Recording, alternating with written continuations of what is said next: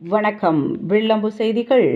காங்கிரஸ் கட்சியின் மூத்த தலைவர் ராகுல் காந்தியின் பிறந்த நாளை முன்னிட்டு பச்சிளம் குழந்தைகள் மற்றும் தாய்மார்களுக்கு ஊட்டச்சத்து பெட்டகத்தை காங்கிரஸ் கட்சியின் நாடாளுமன்ற உறுப்பினர் மற்றும் சட்டமன்ற உறுப்பினர் ஆகியோர் வழங்கினர்.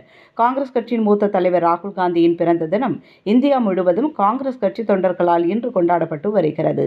அதன் தொடர்ச்சியாக திருவள்ளூர் வடக்கு மாவட்ட காங்கிரஸ் கட்சியின் சார்பில் மாவட்ட தலைவரும் பொன்னேரி சட்டமன்ற உறுப்பினருமான துரை சந்திரசேகர் தலைமையில் திருவள்ளூர் அரசு மருத்துவக் கல்லூரி மருத்துவமனையில் 65 பிறந்த பச்சிளம் குழந்தைகளுக்கும் அவர்களின் தாய்மார்களுக்கும் ஊட்டச்சத்து பெட்டகம் வழங்கப்பட்டது.